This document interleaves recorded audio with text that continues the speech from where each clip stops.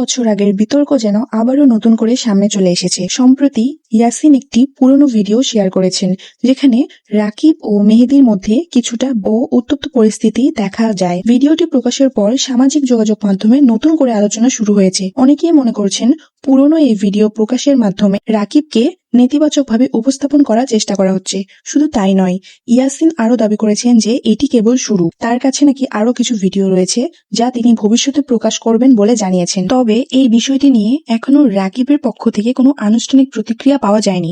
ফলে পরবর্তী সময়ে এই বিতর্ক কোন দিকে মোড় নেয় সেটাই এখন দেখার বিষয়। সেই ভিডিও মিথিলা শেয়ার করে লিখেছেন, এমন পরিবারে থাকার সৌভাগ্যের আমার দরকার নেই। কি পরিমাণে ডেঞ্জারাস ভাবা যায়। ওনার কি পরিবারের মানুষ নাই? একসাথে বসে সমস্যা সমাধান করা যায় না?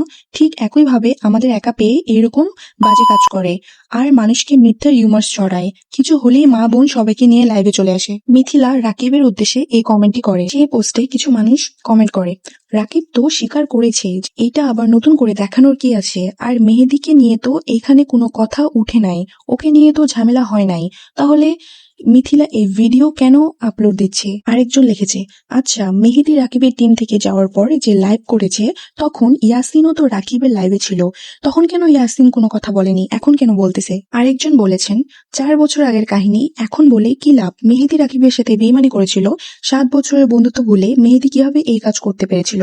রাগের মাথায় এমন করতেই পারে।